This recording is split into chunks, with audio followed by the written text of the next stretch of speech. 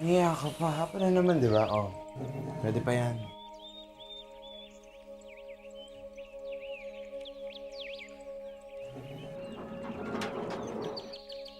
Wow. Teka lang ah. Di ba parang huli na? Ano may sabi nila? You can't teach an old dog new tricks. Noel, huwag mo na akong gamitan ng ganyang tono. Bakit hindi? Hindi naman kita tatay. Hindi mo ako tatay. Pero matuto ka namang rumispeto ng konti. Respeto. Respeto. Hindi hinihingi. Kusang binibigay yun. Pero ano nga namang choice mo kung di hingin sa akin? Kasi ba't ko naman bibigay sa'yo? Lagi mo sinasaktan mama ko eh. Matapos kitang akuin, ha? Yan pa? Yan pang isusumbat mo sa akin? Inako! Hindi ko hiningi sa'yo yun. Wala akong utang na loob sa'yo.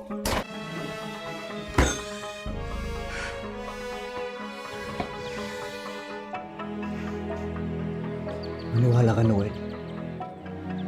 Sinubukan ko. Sa maniwala ka o sa hindi, sinubukan ko. Alam ko, malaki ang pagkukulang ko sa'yo. Kaya nga ito, bumabawi ako sa iminong namin. Wala. It's too late. Hindi. Alam ko sa sarili ko, kaya ko pa magbago. Kailangan bang mamatayan ka talaga ulit ng anak para ma-realize mo yan?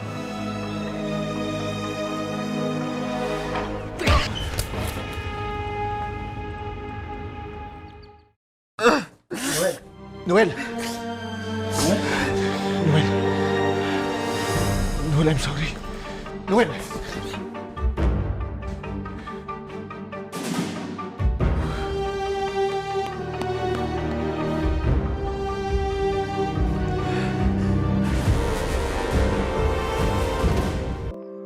Alam mo, Carl,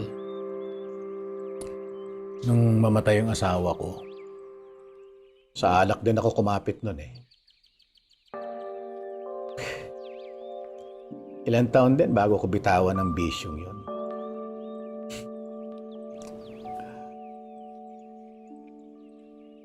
Pero nagawa ko yun, Carl. Nagawa ko. Kaya alam kong kaya mo rin yun. Naguguluhan na po ako, Mang Jose. Pakiramdam ko po,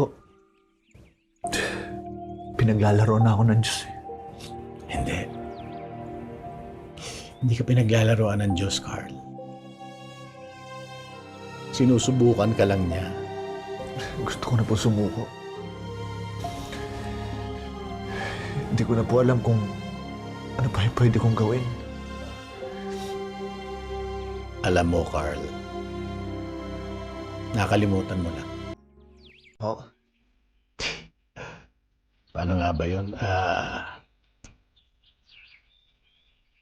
Carl, tinatanggap mo ba sila yung iyong kabiyak ng dibdib? Sa habang buhay, sa hirap at ginhawa, sa sakit man o kalusugan? Oo ang sinagot mo nun. Natatandaan ko na andun ako noon, Carl. Kailangan mo lang talagang tuparin ang pangako mo. Oo, alam kong simple lang sabihin yon. Pero kailangan talaga ng matinding gawa.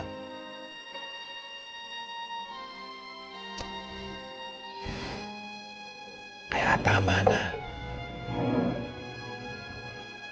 Tama na ang bisyo.